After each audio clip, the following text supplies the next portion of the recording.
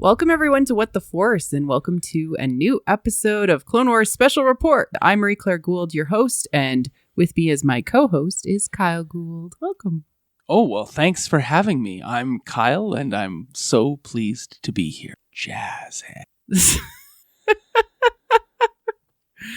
All right. Look, I asked Twitter how I should introduce myself, and whatever they tell me to do, that's what I do. Is that literally what they said today? They said jazz hands, and I said, how do I audially show you jazz hands? And they said, just whisper it like you're looking at Morgan Freeman's picture, and then do the jazz hands, and we'll all get the idea. So, I mean, success, right? I just do what I'm told. No, you don't. It's a big old lie. You're right. I do so much more. Oh, God. Okay, so we are talking about Clone Wars. Season 7, Episode 2, A Distant Echo. Yeah, a little on the nose for the subjects of today. Echoes of the past. Echoes of the past on Skek-O Minor. Yes. All of the echo. Yep. I mean, okay. Let's start it out with general impressions of General impressions of the episode. What did you think? Yeah, I loved it. Yeah, I loved it too. I won't lie. Got a little choked up 3 times thereabout during the run of this episode. Yeah. It was a much more tight episode, I would say, than the first one. The Bad Batch. This one really felt like they had really good pacing, the good balance of characterization, conversations, interconnections. They had a lot of action throughout the episode. However, they did not skimp on the character-driven moments. Yeah. You know? It felt like there was less action, but more activity. Yeah. And it felt like the pacing was really, really good too. Do we know who wrote and directed this Yes, episode? indeed. The crew for this show, as A Distant Echo was directed by Stuart Lee.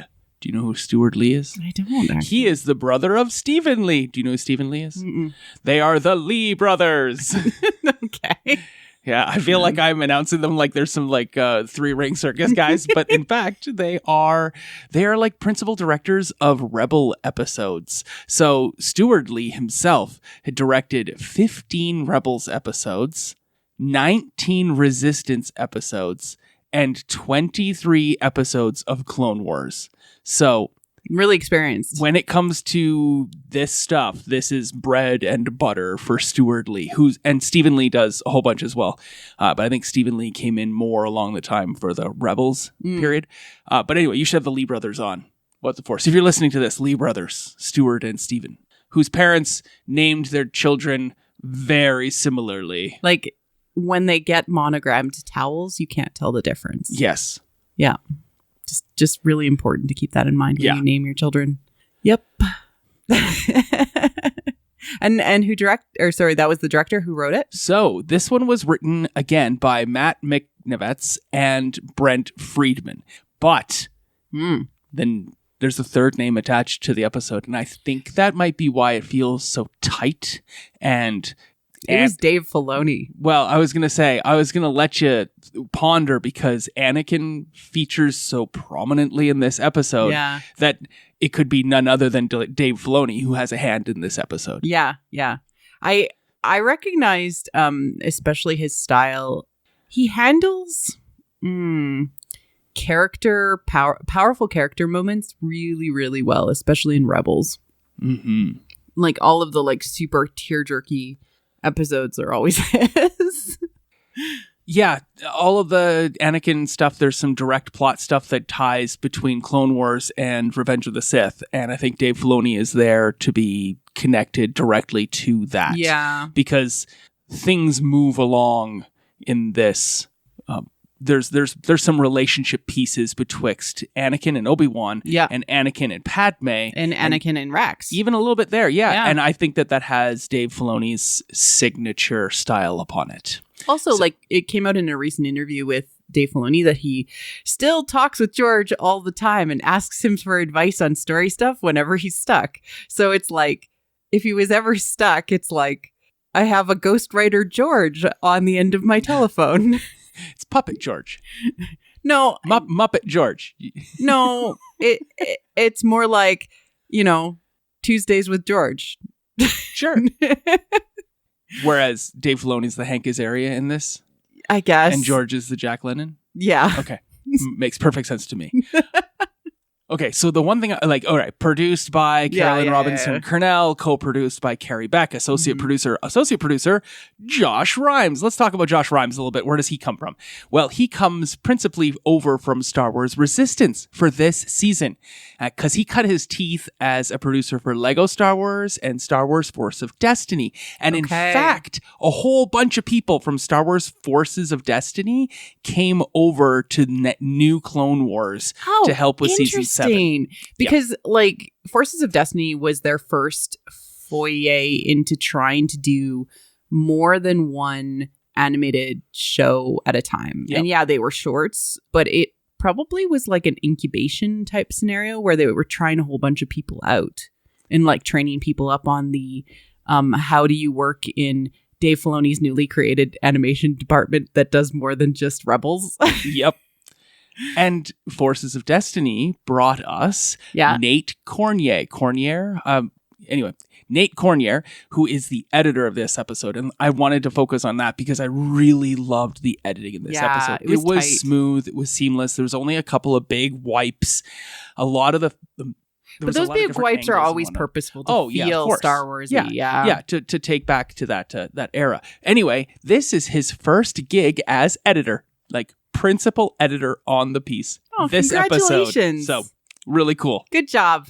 And then, of course, because I'm so interested in the sound, and I have to David Ackford. My hat off on this because the rain when they're landing and just the sound effect of that storm was just so well done. Every single moment had at least 7 different layers of background sound, especially outdoor ambient stuff.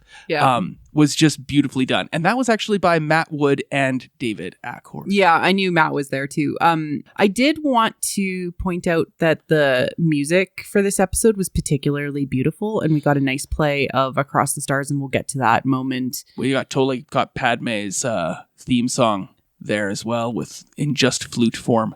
It's Across the Stars. I know. I just you called it Across the Stars, but I wanted to tell everyone who's not a super nerd.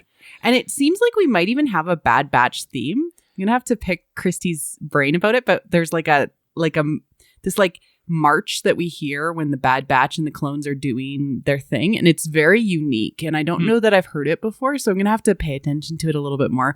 I'll probably do a breakdown episode of some Clone Wars stuff with Christy Carew at some point for Meta Music.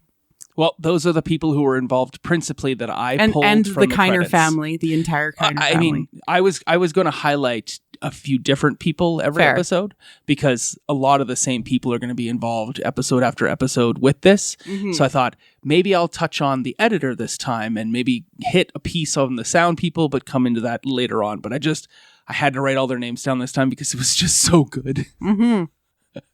So solid. I do want to give a props out to whoever did maybe the concept design, because especially when we got to Tambor City, it was beautifully designed. Like the Art Nouveau nature of the set itself. Tambor City? Yeah, where they end up finding Echo.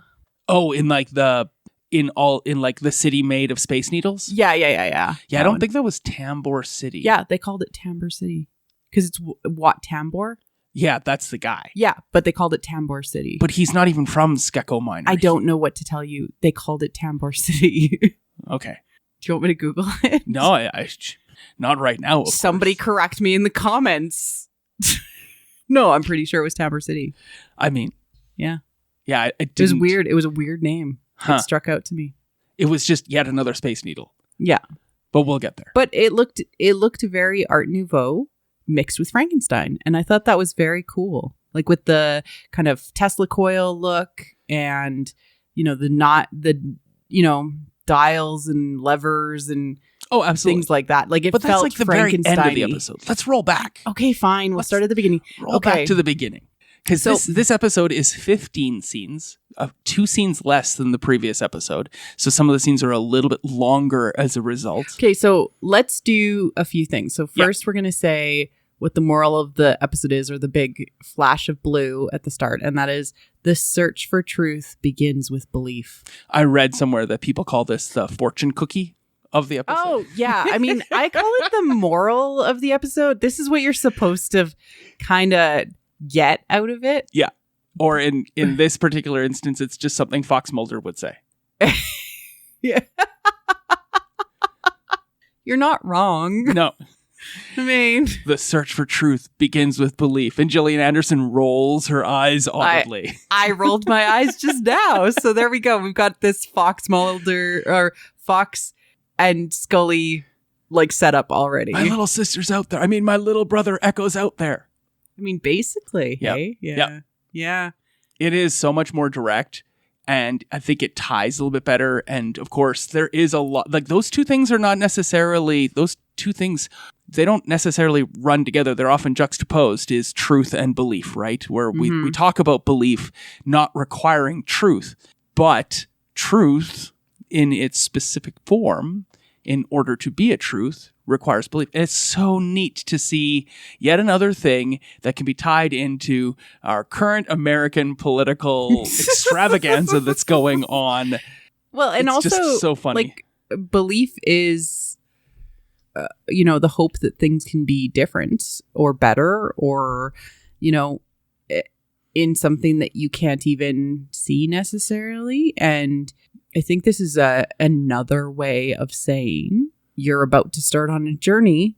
You don't know where you're going, so you have to point in a direction, and it starts with something that you can't even see. A scientific proof Mhm. begins with hypothesis. Exactly. It's a way to point yourself in a direction. It's a much less flowery way of saying that. Well, and it's really interesting too, because like the first episode was almost like a prequel to the Bad Batch. Like this is their adventure, and they for the next couple of episodes they're kind of on their full adventure, right? Because Yes. it's definitely the start. Yep. Yeah, and then we have the good intro, Tom Kane's narrator intro, Yes. just kind of recapping the first episode, etc., and saying, "Oh, now they have to make a decision." Which, I mean, I haven't binged watched Clone Wars Mhm. ever. And if you, for people who binge watch it, do you skip that or do you let that roll over Oh, that's you a to good question. give you an impetus to what you're going to do next? Because like, I was like, oh, I know everything. The only thing that was new was the sort of like contemptuous look that Mace Windu throws out. I don't even know who he's looking at in that scene, but it's Mace Windu. And then it looks and he's like, me again? Like he's upset the He camera's always on looks him. at Anakin that way. Yeah. So we can assume it's Anakin unless proven different. That makes perfect sense to me. Yeah.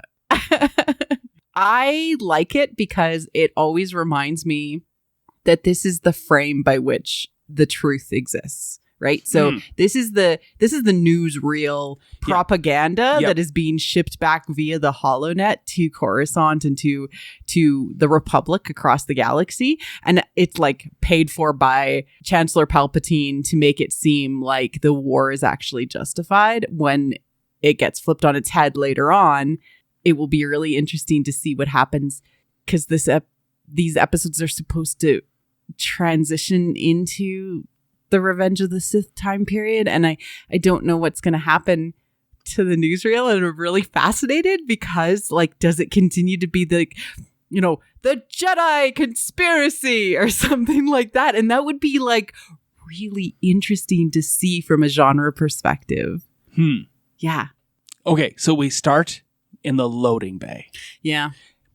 and I think it's great because we're going to get heavy and hot right away with that Rex and Anakin relationship, because we see them, they are truly friends. Yeah. They've been through a ton of stuff together, and they have this like They have nonverbal communication. and Anakin's given him the eyebrows. Yeah. Yep, he's giving them the nod. Giggle so much. His head's tilting towards the barracks, like, "Come on, buddy, I got a call to make. You got to cover for me. It's my secret time." And Rex is like, "Come on, dude. Like, You know she's bad for you." I don't know that he's thinking that. I think he's thinking like, dude, like I got a thing. A little bit. Yeah, maybe a little bit. Yeah. Okay, so a few things from this scene that I loved. One, Hunter sees that awkwardness between them immediately, and he's like, "I'm out." Yeah, peace out. He just bails, but not before he says, "Well, if you want my opinion, sounds like a trap, but me and the boys will tang along anyway, only to say I told you so." So he tells you right from the get-go. We're going to come back to this trap a lot in this episode. Yeah. So much. Yeah, they mention it's a trap, like, so much. Did you do a trap count? Sort of. Oh wait, we'll get back when to are we that. gonna get to the? Are we gonna do the death count when we get to our first deaths? Sure. Yeah. Well, I'll get to death count. It's there. Yeah, I don't feel like death count is as relevant to this episode. Oh, there was way less because death there's count. so much else that's going on in this Yeah. episode. Yeah. We get the Dave Filoni scene next, but it's cool. This is once again right in front of Rex's bunk. I know, it was the same spot. Same spot. But like, I like just the lead up to that. Like Rex is like, "Are you doing this again?" Like I love the reluctance. Like he knows what's going on. He knows everything that's going on, and he's like still gonna be a bro about it. Yeah. I loved it. And he hands him his helmet. So because Anakin just takes the helmet. oh yeah, he takes the helmet. But it's like how many times has this happened before? Yeah. A. B. Everybody freaking knows about it, and Anakin, you're an idiot. Yeah, Anakin's ruled by his passion and emotion at this point. Yeah, and definitely. that's definitely very, very strongly shown. Yeah. And speaking of strongly shown, so is Padme. I know, she was totally showing. She did the classic hands upon the belly. Yeah, no, I know. I folded. recognize that from the trailer. Yep. Yeah. And then did you like the little like they touched the Hollow touching. I've got the hollow hand touch. It's right here, like literally.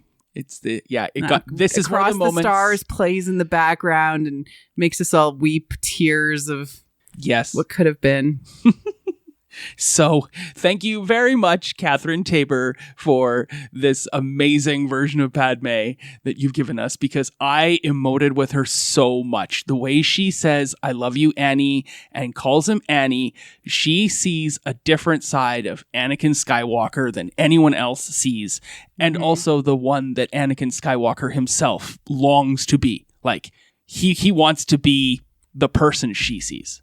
And really interesting from like a metatextual perspective, like we now have had 3 comic series and an entire video game devoted to Anakin Skywalker, now as Darth Vader, attempting to bring Padme back. Exactly. And so one of my highlight quotes of the night is right here. She says, "When you throw caution to the wind and take chances, where is he? Right beside me." Then maybe that's where you should be, Annie. Trust his instincts like he trusts yours." Yeah, that was really good. Well done. Yeah. And I feel like this was added. Like, I do not remember this in the original cut of the episode, and definitely re-edited. Like, this is new. This was good.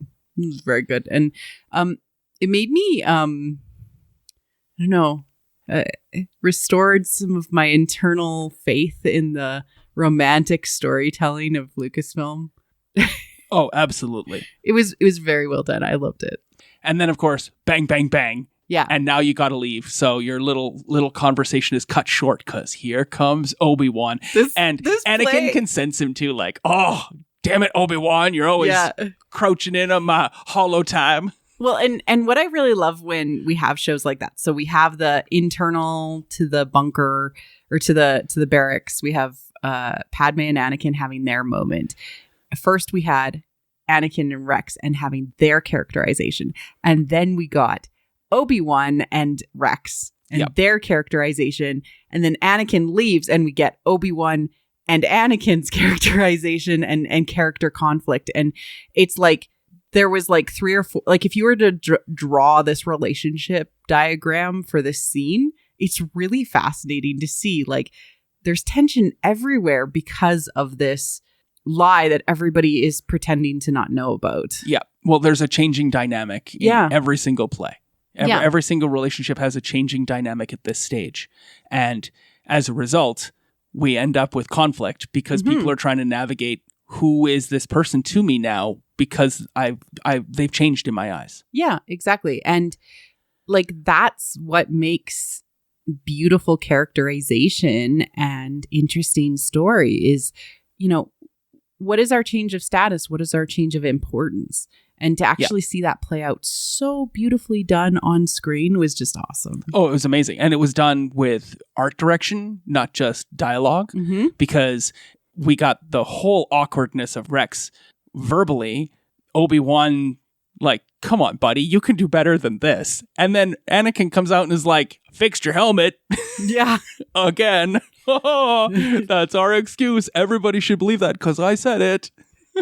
He's like a teenager that never really figured out how to get into his 20s. And we have James Arnold Taylor doing Obi-Wan again, as always. And I have to say some things that I just loved because he has no idea what to do with Anakin because he trusts Anakin implicitly. Yeah. He trusts him. He knows that Anakin is always doing what he thinks to be the right thing. And Anakin has shown in the past his ability to perceive what Obi-Wan has so much trouble perceiving, which is the living force. Be mindful of the living force and everything flowing around you and just being part of the flow of events. Obi-Wan's like, no, we must direct it and move towards the final conclusion. And Qui-Gon always taught him, no, you have to be mindful of everything around you and just kind of go with it. Yeah. And Obi-Wan's like, oh, I'm too robotic to do that. And Anakin just flows. Well, and also Obi-Wan has problems with people sometimes too.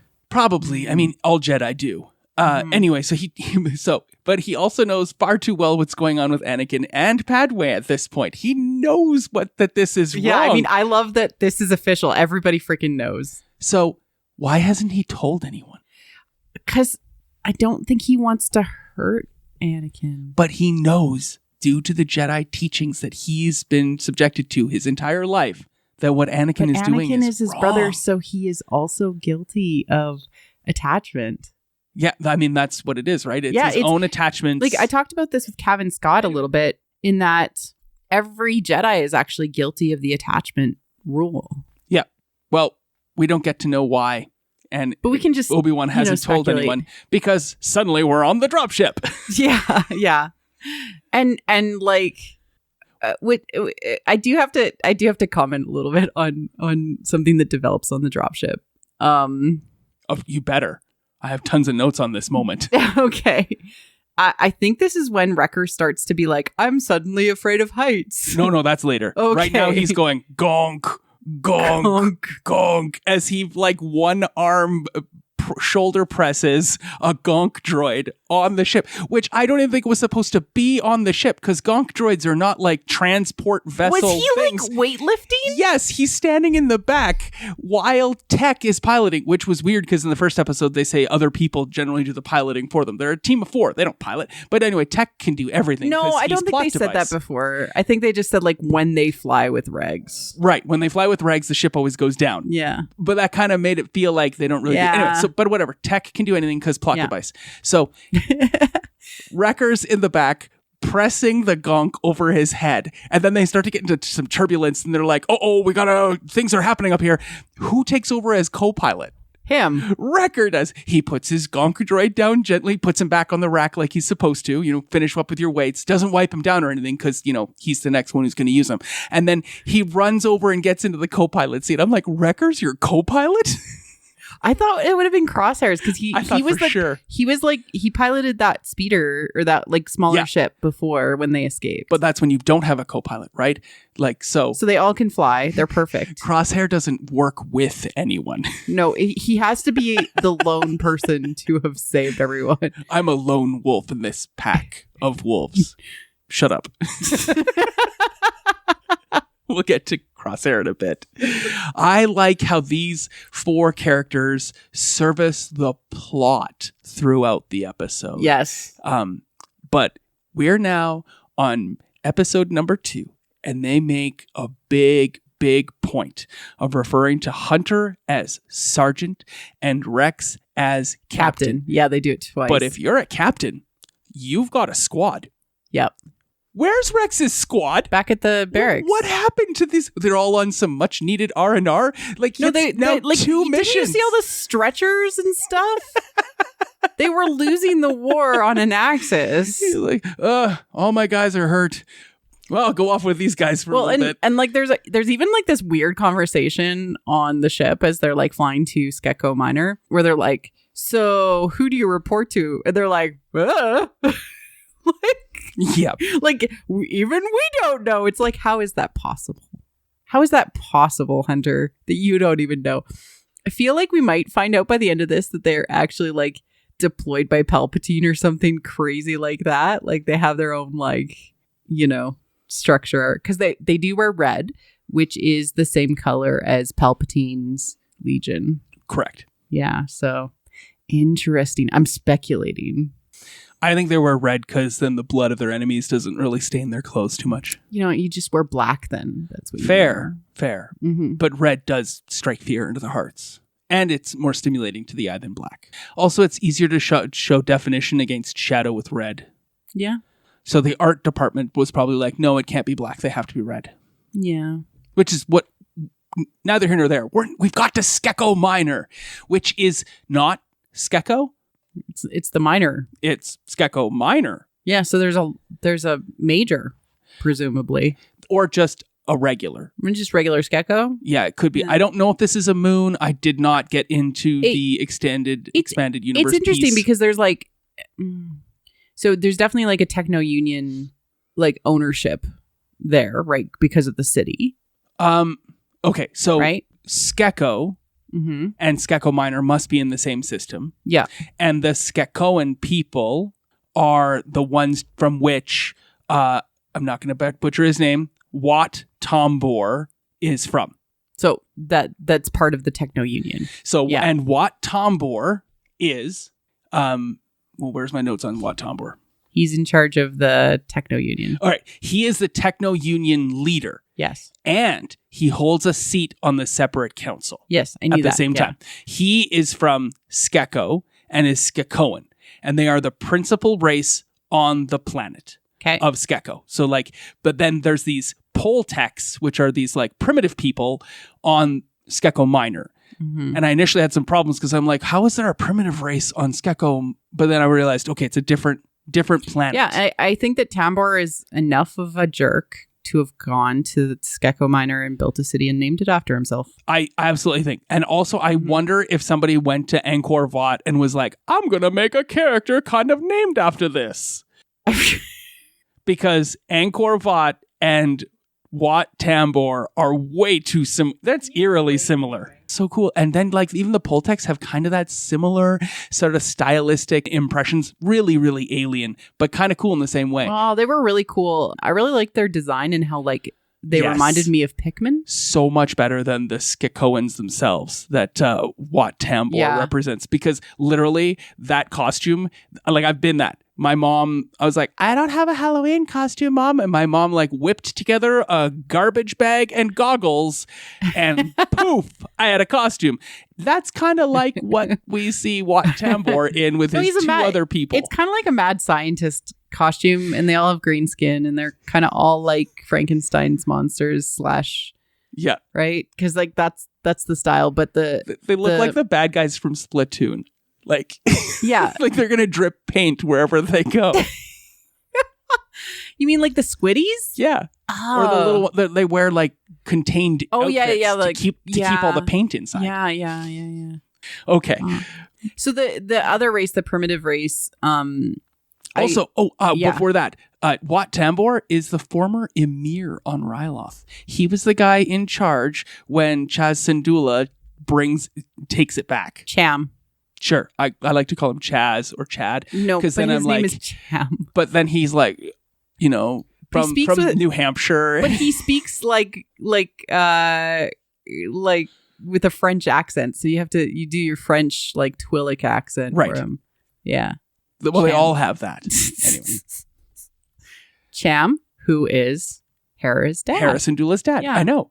Here's a good trivia question for you though. Okay. Who kills Wat Tambor? Who kills Wat Tambor? Anakin. No. No? Well, not Anakin. Well, is he already Darth Vader by that point? He is Darth well, Vader by that okay, point. well, And it happens in Revenge of the Sith. I know it happens on On Mustafar. Mustafar. I know that.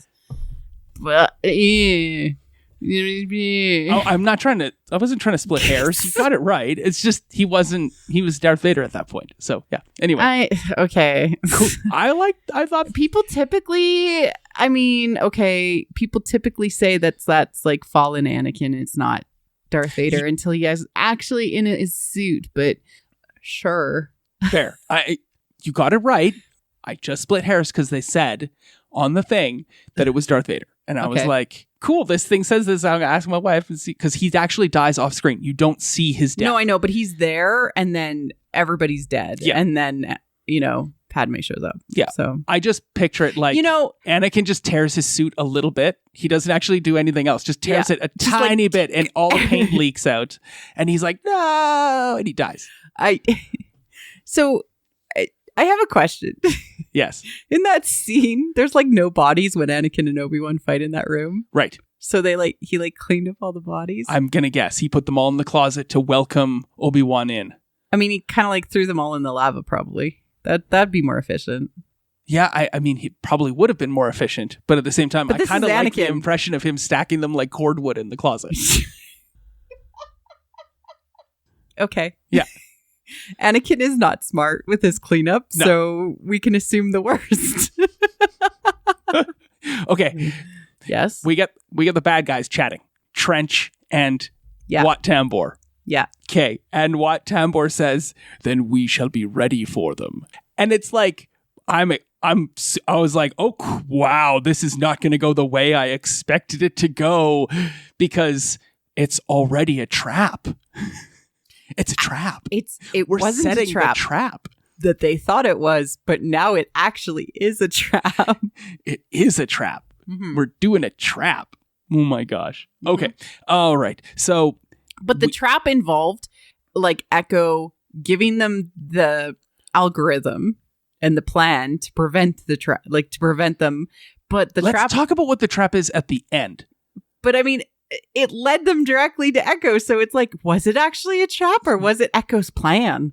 Let's see what we get to at the end. Oh my God. Okay. Okay. Okay. So we're now outside. We've gotten Okay. off the ship and we're Yeah. outside it. And Tech, because he's plot device, has already said flying reptiles that the primitives worship. Yeah. In Yeah. come the flying reptiles, which were so cool. And I think they were sentient. The flying reptiles? Totally. Yeah. And I wanted to point out that although they were reptiles, they looked a lot like the sun when he transformed into a bat-like creature on Mortis. Mm. Like the design was almost exactly the same except for a little bit of the facial features. And also they had red stripes on their face, which totally reminded me of him. And I was like, what is going on?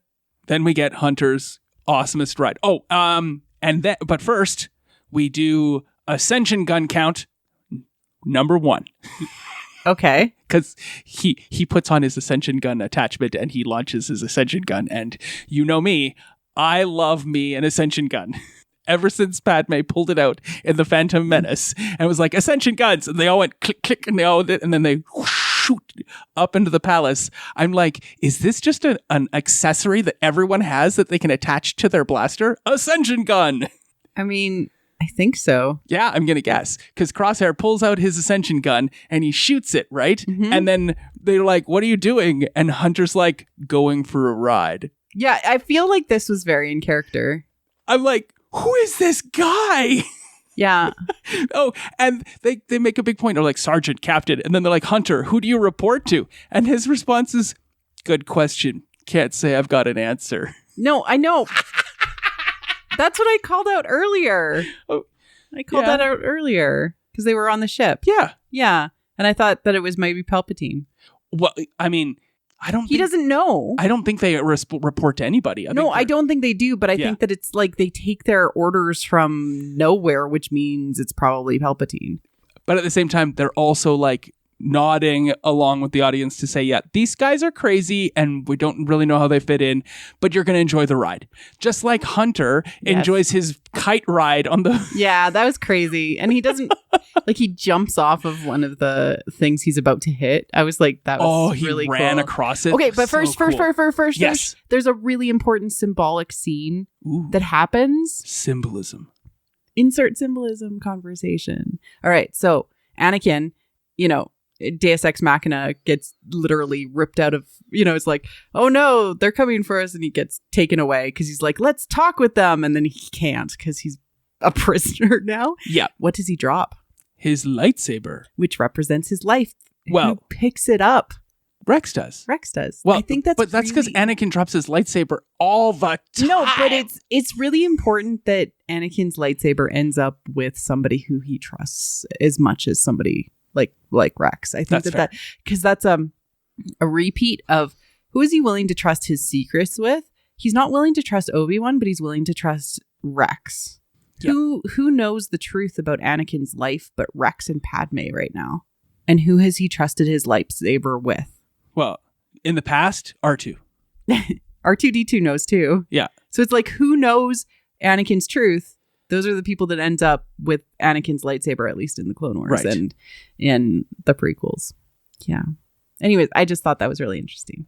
You know what else is interesting? Sure. The Poltech village, these people, there's two different, the beige ones and the red ones, right? These Poltechs. The language that they're speaking was created by D. Bradley Baker, who was inspired from the backwards speech in the Red Room from Twin Peaks. So all of that is, I don't know if it's gibberish or not. I didn't have time today. I think it might be just reversed. It's backwards speech. Yeah. Absolutely, for sure. And then sped up, I think. But I don't know if it's like made up language and then reversed. Or if it actually says something. Or if it's actually something. I could tell it was reversed because of how the words cut off. Yeah, because that's a sign that it's reversed. Yeah, also the way they were going as well. I've heard I've made mistakes pushing buttons in Audacity enough to have heard so many times. So that's where the Poltech language came from. And now we get plot device tech who gets to step in and translate. On the fly, a language he's never heard. He's got Google Glass. Yeah, he's got Google Glass. And it has Google Translate built into it. I know. I mean, that was so handy. Did you like the Arabesh translation? Like we saw the language and then the Arabesh? But did you see that was like just the reverse of the language? It was literally just reversed. I didn't. That's really funny. It's like, and I loved how the Poltechs come in and they look at the writing on the thing and they're like, oh, okay, I see what you're doing. Yeah. I liked that they were like, we just want peace and you guys bring war. And then they're like, look, we're just trying to get our dude and then we'll get it out of here. And they were okay with it, It was amazing how quick they were okay with it. They must have been like, that rock just fell of its own accord. And first, Anakin's like, Rex is like, no casualties. Anakin said, no casualties. And they're like, okay, let's roll a big rock down this hill. I mean, did anyone really die? Anakin almost got squished, but he was smart and Jedi reflexes and stuff. So I wrote, it's not their fault if the rock just rolls over a couple villagers, right? I mean, it doesn't happen in the show, but there's no controlling that boulder once it starts to go. So I'm gonna start punching the air like this. And if you get hit, it's your own fault. Is that what Wrecker's logic is? He doesn't have logic. It's like all of the Bad Batch's logic. Yeah. Like, okay, it was a reverse Indiana Jones scene. Really is what it was. Let's run behind the boulder. Oh my God. Yeah. Was there, Wrecker. It was wonderful. I loved it. It was really Did he talk unique. About his fear of heights? Not yet. When does he start? Okay, so they've rescued Anakin. Yeah. And they've convinced the Poltechs to like send a scout them with there. them. Yeah. super cool. They get these two guides. They're heading up this steep encroachment. And that's then when Wrecker's like, Wrecker says, I hate height. when he says, I'm not afraid of it. It's just when I'm pretty high, I got a problem with gravity. And then like Crosshair like makes fun of him and he's like, yeah. So that's their relationship. Yeah. I think that Crosshair he doesn't just like see the weak point in the armor and then kill you with one shot. He sees the weak point in your personality and he kills it with one quick barb, because then he says, oh, I don't blame you. I would have left him for dead too. Besides, he's just another reg. Yeah. And then Rex is like, no, I'm going to punch you. Yeah. No, I think that's a really good add to his, like, if this was a RPG or something like that is like part of his skills. It's like he built this character. He's like, I'm really good. I always pictured him as like a ranger, because like how he fights too is very like Legolas like, even though he's got this giant like sniper rifle.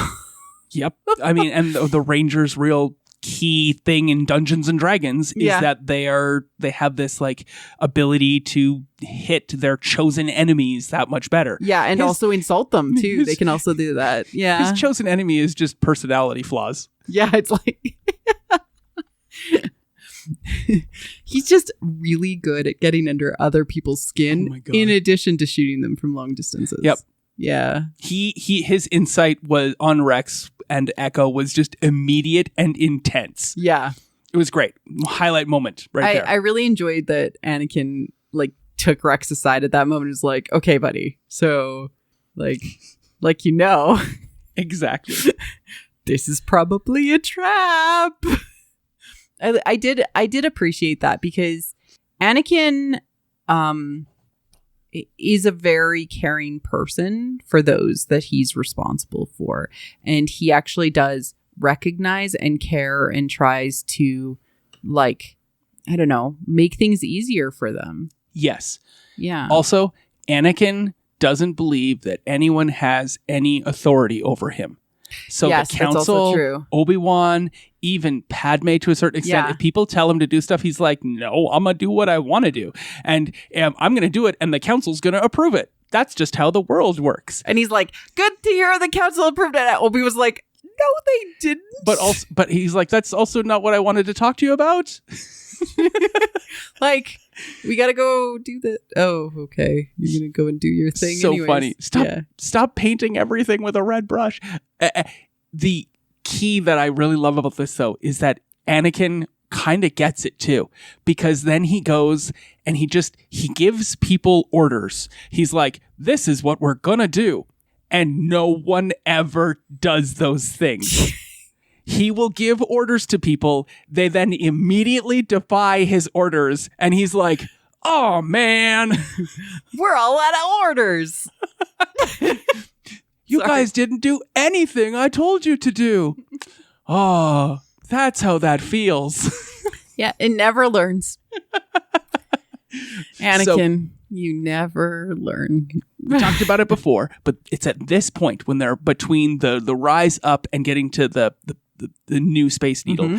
And that's where we have our bad guy scene, where Trench and Wat Tambor have their conversation. It's weird, though. I don't think that happened just then. I think that must have happened like way back before they even left for Skako Minor. But they just like edited. But they just that's where we're doing our own like, thing here. So we're just going to drop it in because it's relevant to this moment. But they would have had that conversation much sooner. I mean, Trench was just like trying to clean his mechanical legs. Yeah, and he's like, I'm molting right now, and it's really difficult with all of these mechanical legs, and kind of detach the skin, and then then there's like half a spider corpse, and he probably like sets that up just to scare people, then invites them into his quarters to have a conversation, and they think he's dead. They don't, or they're talking to Husk Trench, and he's like, and he's like, click, click, click, click, click. I fooled you. Click, click, click, click, click. I feel like that's a version of chess that he's like, I look forward to this every multi-season. Yeah. They're like, oh, how revolting is this? No. No. Done. No. Yep. Fail. It was a good pun. No. It is a great pun. Okay. No, I agree with you that probably would have happened earlier, but that scene happened then. And what did you think of the new droids? I want to know what they're called. I want to know what they're called too. I can't find any evidence of what they're called. We'll probably find out like after this episode is released. They do a Monday kind of deep dive episode where we get to see people from, who are like secondary people on the production, not any of the big names. Like they had like a concept designer last time and one of the editors, I think. It's really cool. I totally recommend it on the Star Wars YouTube channel. They actually have these deep dive into the episode of the Clone Wars. It's really cool. They were much more insect-like. Yeah. They had a bit more General Grievous style to them. I thought they reminded me a lot of if you tried to build a droid version of the Geonosians. Yeah, okay. Like they looked like that. I mean, Geonosians are responsible for that production of the I just thought it was like droids, the droid, and like to me, like the Techno Union, or it's like the Techno Union was like trying to take the droids and make them kind of unique because that's like their deal. So it was really cool. And again, I love the art design of the buildings being these like spires and Space Needles everywhere. Yeah. And the Art Nouveau nature of the internal workings. There was a lot of curves and a lot of like, if you think of everything like 1920s style, but with a hint of Frankenstein. Yeah, later on, for sure. Yeah, but even like some of the, like dials and things like that, like big dials. It was very cool and very analog and it felt very prequels era, and I loved it. Absolutely. Mm-hmm. So they break into the building with Tech opening up the thing. Plot device. Do. And Wrecker commenting on the elevator. Oh, it's so good because it's not just that. Like it's like we got it open, and they're like, and then Hunter says, "Crosshair, check it out," and he goes in, and he's like, "It's a lift." Yes, I love that. And then Wrecker says, "How high up does it lift?" Yes. Yeah. But there was such cute writing. Yes. So we mentioned these new battle droids, which I will call Battle Droids Mark II, because they have the same voice as regular battle droids. They have the same head as regular battle droids. They just have weird arms. Yeah, like they have these extra like gun arms built and they're into them. even worse at shooting them. Yeah. They're even worse at shooting. Like I could not they're imagine. Prototypes maybe or something. Please, next time, just bring along one extra clone. We don't even need to know whose name it is so that guy can get shot, because it seems so unrealistic that they jump out and there's 30. There was 30 of these Mark II battle droids ready to go, knew they were coming, according to what we'd heard from Wat Tambor and Trench, knew they were waiting for them, like, haha, we got you now. And then not one of them even gets a scratch? Yeah, they had Anakin, though, too. Fair. They did have Anakin. Yeah. But no one gets even a scratch? No, I mean, these guys are like super duper. They are the Bad Batch. It stretches at my incredulity, right? I become credulous when there's that many and they were laying in wait. No, battle droids are just like cannon fodder, right? Exactly. So it's time. They worry when they're super destroyers or destroy us. Yeah. Or there's the super battle droids. Yes. Right, that look like Cylons. Kind of. Yes. Yeah. Absolutely. They worry when it's something special or like a tank. No, I fully agree. Battle droids are for... Can we do the death? Subjecting civilians, not trained troopers. Yes. So here we go. Death count. The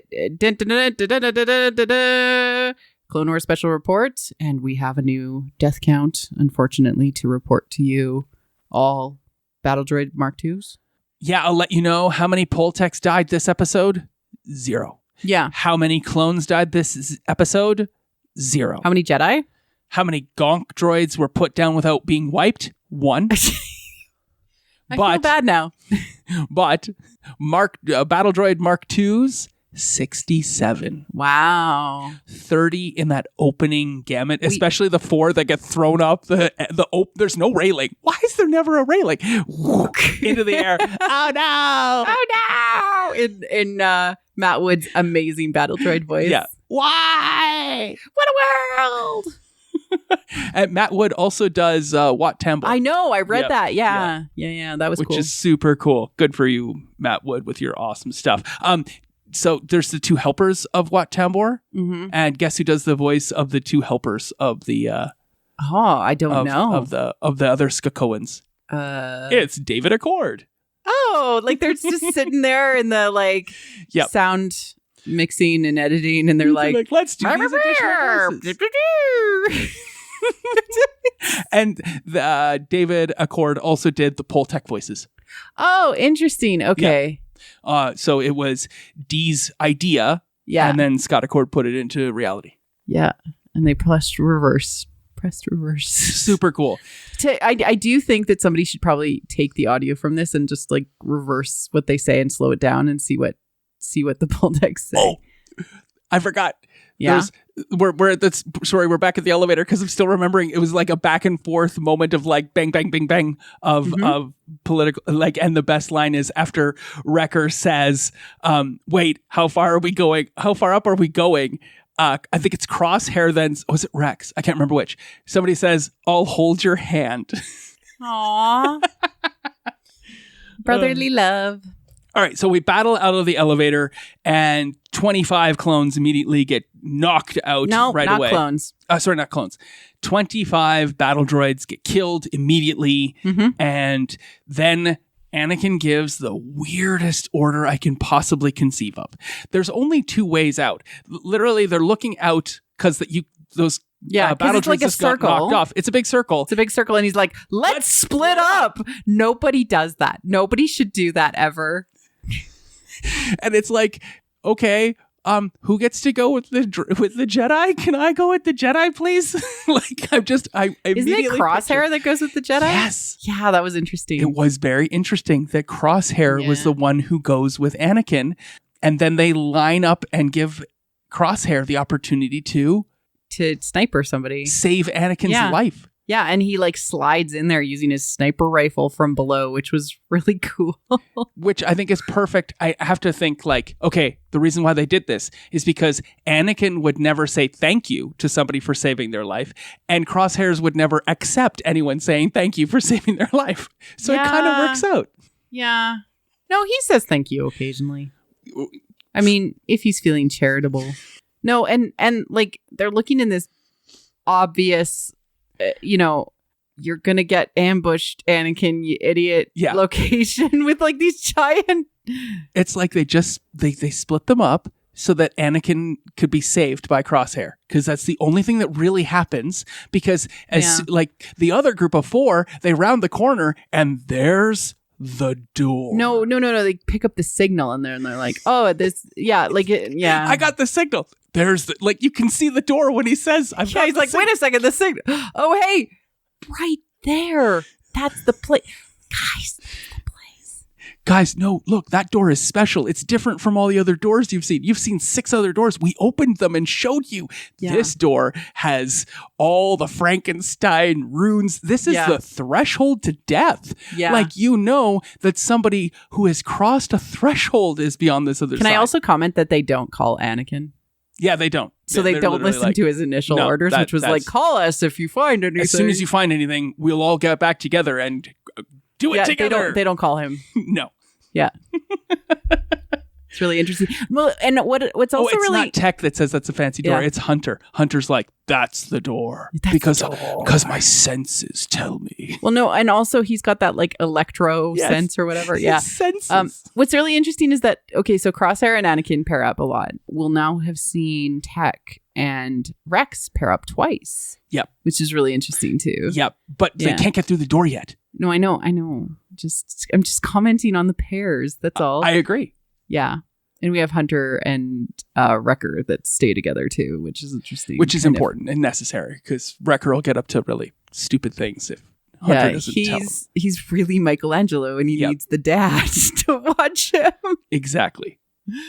Wat Tambor shows up on the view screen, Yeah. on the door, and he's like, and he says, "We have the algorithm. You can't have it." And we're like, "Well, no, we know it's not an algorithm. We know it's my friend." No. Your friend is dead. His mind is ours. Like, this is the worst trap. And then, like, he has failed every deception check he can possibly roll. Okay, here. so again, like, speculation.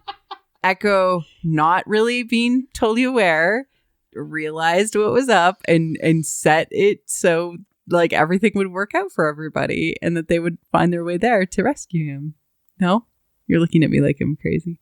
Well, okay, sure. If that's the case, still, it just shows just how dumb Wat Tambor is. Well, you like, here's the guy that loses. He loses every single fight he's put in. every single The fight. Techno Union sucks. They should never have joined with the Separatists in the first place. But then they were like, "But Wat Tambor will give you a seat on the council, and it's a fancy seat with a cushion." And Wat Tambor's like, "I can't even sit, but a seat sounds great." Yes. Well, and also he's got like weird immunity somehow from the Republic. From like, he's like, yeah, I was totally enslaving the Twi'lek people, but can't go after me. Well, he was put in charge of Ryloth. I know. So And weird. he was. I don't understand the politics sometimes, and that's okay. Wat Tambor is not a good bad guy. He's an incompetent bad guy. He's so incompetent. It's not even funny. He is the most incompetent. He's literally trying to mock them and keep them from opening the door. No one is even on the other side of this door, which is just weird. He's like, "No, don't go." It's another elevator. No one, but I mean, Yeah. not really. Well, like a it's just passageway. it's just a It's a throughway. Okay, a yeah, throughway. On the other side of this door, there's nothing. Yeah. No one is even in this room. Wat Tambor is like, haha, but all of his droids are already dead, and I would think he knows this. Is this like a voicemail he's left for them? It's just a way for him to evilly monologue, which you read about in the evil monologue or in the evil overlord's handbook before he took over on Ryloth, I assume. So we go back to this, and it's like Hunter says, "This sounds like a trap," and it's confirmed it's a trap. So Hunter's right, It's not a good trap. but it's just like He's like, such a bad trap. this sounds like a faux trap. Is this like a faux version of a trap? I think that's why he's confused, because he's maybe used to better traps because he sets them himself as a hunter. I mean, maybe it is, but Wat Tambor, you go down in history as having the weakest trap and the weirdest plan ever. And the fact that he knows that Echo's on the other side of this room and he's still trying to play up the algorithm bit was just like, come on, dude, they know. Yeah. Trench just told you. Okay, so but that's like it's like a kid that's like playing hide and seek, and it's like, if I don't move, you can't see me. Like, just dumb. now we get to that scene. Yeah. Frankenstein's room. Yes, I loved it. I took a picture of one of the dial-y things that was moving in the background and shifting. I thought it was really cool. I liked the two big cylinders you had to grab and pull down. I was like, oh, I want two big cylinders I can grab and pull down. That just feels like that would be satisfying to do. Yeah, like everything in Star Wars is analog, so you gotta press a button and also turn a dial and then pull two big cylinders down. Yeah, and it's like release him from stasis. And of course, because tech plot device can easily just go ka-chunk and done. I know everything. Yeah. Just speedily move through all the techno babble. I mean, it helps, right? It totally does. He's necessary in this instance. And the stasis chamber opens and out falls Locutus of Borg. I mean, Echo. I thought he looked very Borg-like too. Although his legs remind me a lot of Maul's legs. So maybe Maul's legs were not super unique. Maybe the Night Sisters bought them on eBay or something. Yeah. Or bought them from the Techno Union. I don't know. Or just a leg guy. You know, a leg guy. You got a leg guy? Well, Echo has a leg guy at this point. So, I mean, whoever their leg guy is probably, you know, Mother Talzin's leg guy. Probably. Yeah. Cool. I would like to play leg guy It's like, in a game. That would be fun. did he help with Anakin's legs? Like Maybe that seems more like a lower half of your body guy. No, that was that like because it's lower half of Echo's body and Right. it's lower half of Maul's body. So But it's he's actually he's a lower half body guy. I kind of feel like it's lower half of Anakin's body. No, because he has the stubs. Not really. How much of that was cooked off? Like that wasn't even slow roasted. That was pan seared. No. But he has in like hot flowing lava. he has upper thigh. But I thought it was entirely cooked. I mean, yes, he has no genitalia, but Yeah. he has upper thigh femur. Oh, yeah, okay. Yeah. But I don't think he had any actual flesh remaining there because it would have all been cooked. I mean, they kind of screwed it in his legs to that. I don't know. Marie This is a Claire weird is the only one who conversation. got to see me shudder there when she said they screwed his cybernetic legs into his bones. It kind of looked like that. I don't know. Yeesh. All right, let's go back to the stasis chamber because it's really cool. The graphics were really sweet. They spent their time on Yes. this moment here and he showed looked us emaciated and gross and frostbitten. frostbitten, yeah, and like, you know, all the different wires that were. Why does nothing ever takes any time? I mean, I know it's only a 22-minute episode or so, but like let's get him out of stasis. And he's back. Yeah, and awake, yeah. And I think, yeah, you know, for the speed of the plot, right? Things work at the speed of the plot. yeah, exactly. And then Echo says his first words are his last words. We have to get to the shuttle to escape the Citadel. Yeah. No, I'll go first. Then he starts to come to, because those are the last things he said in the real world. Rex, you came back for me. And thank you, D. Bradley Baker. That was the number 3 highlight of the entire episode for me. I got that mist forming in the back of my sinuses there. I was like, oh man, so touching. Yeah. What happened? Where am I? Yeah. The music Really swells. Good. Yeah. And then the end and the zoom out from that room, or the pan back from that room, and that's where we leave our distant Echo. Yeah. Yeah. Yeah, a distant Echo. That's where we leave our Locutus of Borg, because he really is like you. I keep wondering, okay, is the trap really that they've infected? Because they had his mind. His body was gone. They had his mind. Is Echo now working for the droid army and the separatists? And this is just a shell that they've input this new persona into. And if that's the case, that's the trap. Because I had always thought that's what the trap would be with Locutus of Borg. I would assume it's not that complicated. No, it never is. It wasn't even that complicated with Locutus of Borg. And that was a 2-episode, 2 hours of Star Trek. Yeah. So he did look very Borg-like. I appreciated that. Yeah, it was good. I appreciated every aspect of this episode. I thought it was very, very solid. And I just would like to end with a quote from the beginning from Rex. Oh, sure. Because Rex says, "Sir, I've watched so many of my brothers fall during this war, and I try not to hang on to any one of them. But that changed when I heard that separatist transmission. It was no algorithm. That was Echo's voice. I know it." Yeah, that was good. Yep. So upcoming next week is episode 3. Yeah, and it's The Wings of Caradox. Cool. And the episode description says, after their escape, Anakin and the clones defend a local village. Well, I'm excited to be back next week for another recap episode. Yeah. I'm excited to get through all of the Clone Wars here, and I have very much enjoyed all of the research that I get to do. You do an insane amount. Like, it's crazy. I'm very impressed. I love that you do this much to answer all these questions. There's a lot of generic kind of symbolism happening to do with the obvious stuff. Echoes and life and coming back from the dead, using the genre, feel of Frankenstein, etc. Like, what has happened to Echo is not a natural thing, right? So whether he gets to live or die by the end of this is kind of up to the clones to pull him back from the brink of death. It's really, really interesting. So, yeah. I'm looking forward to seeing how Echo adapts to being back. Yeah. How Rex adapts to Echo being back. Mm-hmm. And where the Bad Batch figures in at this point.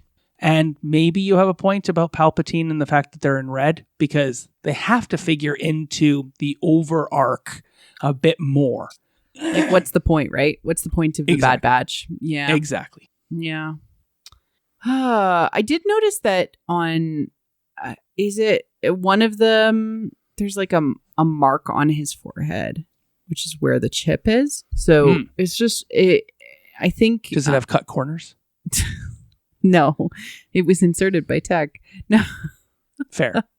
So I don't know. It'll be interesting to see if they come back during kind of the later episodes of this season. We actually get to see them. They participate in Order 66. That would be really interesting to actually see that, like, betrayal. Oh no, curse your sudden but inevitable betrayal. Yeah, it'll be really interesting to see. I'm excited for the next episode of The Bad Batch. This one definitely picked up steam and had some of the best character interactions. Yep. And less action, more interaction. Yeah. Highlight moment for you in this episode was the stasis chamber?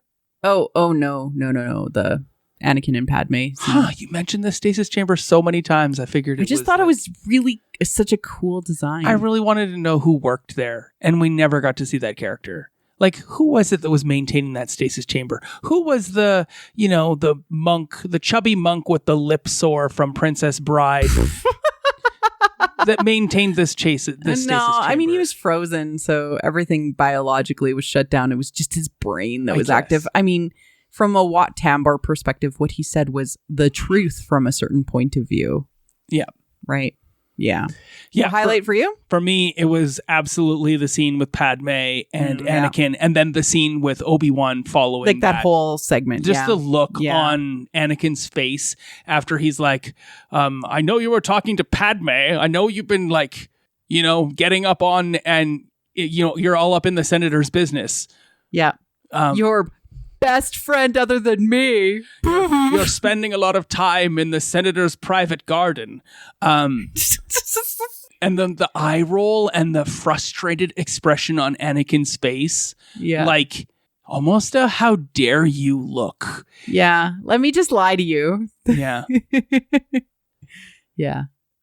Every time this relationship further unravels, it makes their re-meet again in A New Hope that much more powerful.